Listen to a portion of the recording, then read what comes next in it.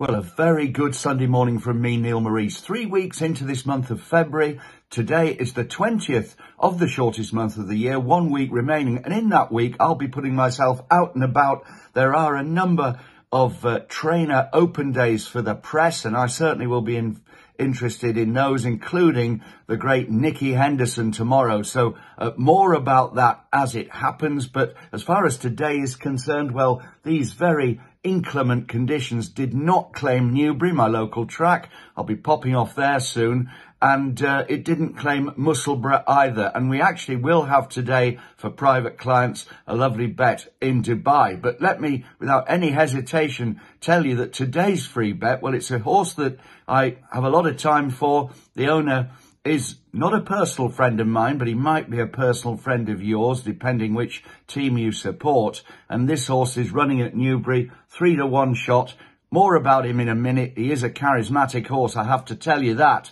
But as far as yesterday was concerned, well, poor Black Lion, the horse that I gave you in this bulletin the night before, in fact, on Friday, well, Black Lion ran a cracker, I thought, for about 4 miles of that extended journey. And let's be honest, at 13, I think it was a wise move for his jockey, Harry Skelton, to put on the brakes, because even though he could have continued for fourth, it would not have been the right thing to do. And in the end, that attritional ground, it really did see off the bulk of the field. Black Lion is still very much in the picture, but I'm afraid yesterday, not his day. But we did have one massive ray of light, because Crest, well, I hope you stayed to watch Crest handle those attritional ground conditions at the Ashton in Makerfield track, because let's face it, he was hugely impressive. He's a giant, and if they get soft ground at the festival, he will be hard to stop in whichever of the novices hurdles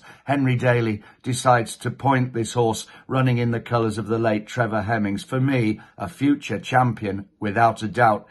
Crest. Now, as far as today is concerned, we're going to wait and we're going to wait and wait until the final race on the card at Newbury. This is the 3-5. It's a handicap chase. And here, Shake 'em Up Harry, horse number 1. This horse trained by Ben Pauling, and it runs in the colours of none other than that great man himself, one of the great trainers, let's face it, and a man who absolutely loves to have a little bit of a bet now and again, let's say that.